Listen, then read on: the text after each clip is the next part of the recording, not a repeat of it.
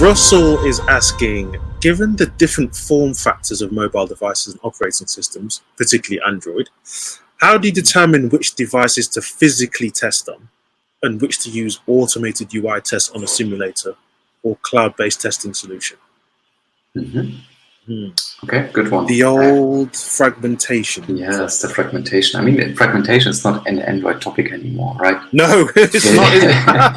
If you take a look at the iOS devices out there, it's also hilarious at the moment. What's going on there? So it's not that easy on iOS side. On iOS side, for sure, you have like fast adoption on the Apple operating system. So that's the biggest pro. So how I picked my devices in the past was basically I took a look at my target audience. We knew the customers using our apps, and based on that knowledge, we had some insights for sure due to the Apple, not to the Google Play Store, which is providing the usage data of your users. So you actually get to know like the latest or the most used 15 devices, for example, based on your users. If you don't have this data yet because your app is not yet in the stores, maybe you can gather some statistics online, or you can ask like some specific agencies to gather some insights about your target customer base. So that's something that you really should know. You should know your target customer base. And when you have knowledge about your customer target base, you mostly know also what kind of devices they are using. And this is something where you should focus on and only test on those physical devices. What I've done in the past, also like in my company and also in another company, I created some called of the device groups. I also have a blog post on my blog, I guess, somewhere.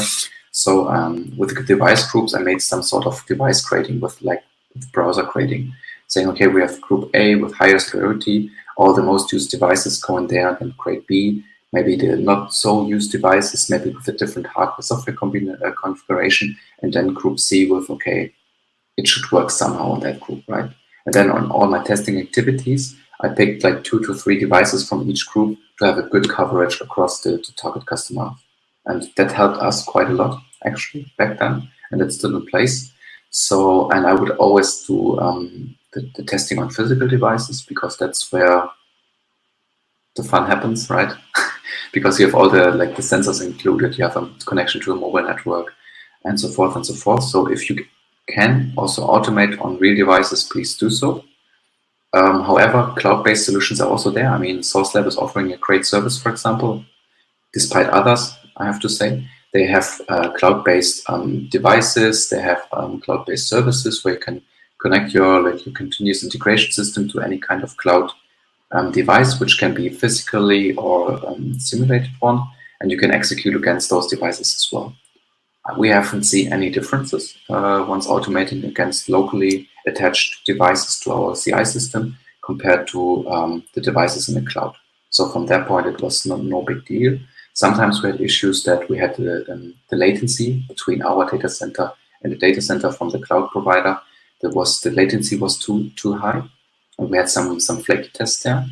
But that was the only thing that we found out. That was not ideal, I would say, but yeah. Cool.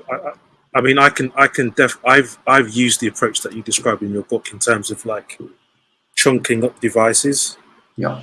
To help kind of prioritize what I'm going to do. And I find that really it's helpful, because otherwise, I mean, I read an article was about that in 2019 there were about 63,000 different Android configurations on the market worldwide, for sure. And I think in Europe there were 11,000 configurations. And of course, you cannot test against all these variations. This is impossible, right? Yeah. I mean, of course, if you have to cover more than, let's say, 20, 30 devices, then maybe a crowd testing provider might help you, right? To actually contact the crowd testing provider and define your target group within the crowd. Then you can test on a much bigger group of people and get also fast feedback on real devices from also real customers, maybe, which is also helpful, right? Mm-hmm.